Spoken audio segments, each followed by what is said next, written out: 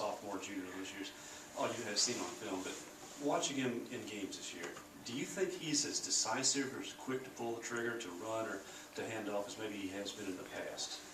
I would just take it from this season because, like you said, I wasn't here. I don't want to judge anything that I wasn't a part of. But I think if you look at week 1 through 4, and then you look at week 5 to where we're at right now, I think anybody in this room would see there's a clear difference in his decision making. I think he's gotten a lot better. His accuracy was outstanding these last couple of weeks.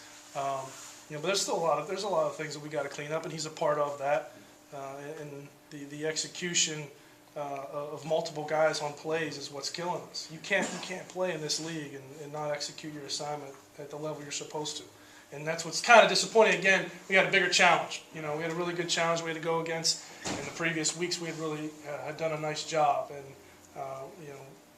I think a couple plays that we shot ourselves in the foot. We got to get rid of those. We got to get rid of those. How hard of a challenge is that for a guy that had, I guess he came in like the spring of 14, so he'd been here about 5 years, to do the same thing basically for 4 years, and then to his senior year have to do something a little bit different offensively and things. How big of a challenge is that for a guy that's kind of been trained to do a certain style for 4 years? Yeah, it's definitely a challenge, but I think it's really good growth for a quarterback specifically. I mean, anytime you have the opportunity to learn a completely different language in this game is huge, and I think going forward in his career, this is going to be he's going to be able to look back at this as a big something he can lean back on, because when you have to learn new systems, because that happens in that league all the time. It's new coordinators within the same team. Very rare can a guy stay with a team for a long time. It just doesn't happen. So this was probably a really good introduction for him, and then I think it was another step in his learning curve for him to grow more in the future. In your role as passing game coordinator, how much of a luxury does guys like Harrison Williams and Calvin Hill who can not only catch a ball but do something with it after a catch? No, yeah, running.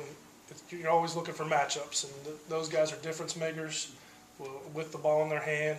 In protection, I think that they've gotten better as the year has gone as well. Especially Kylan, I thought he's really grown up in that area. He's taken a lot of pride in protecting the quarterback, and that's been huge. That's been huge in our success for sure. Because we have some guys that can stretch the field, and that's the only way you can do that is if you're able to protect. And these teams are coming after you, and Arkansas is no different. They do a really nice job with their pressures. Their guys are relentless. You see a lot of sacks that don't happen off of a hitch sack. You see the relentless effort sacks coming from these guys. So, running backs are a big part of that. And but like I said, those two guys, being able to put them out in space has been huge for us, and it's created a lot of opportunity for us to win games.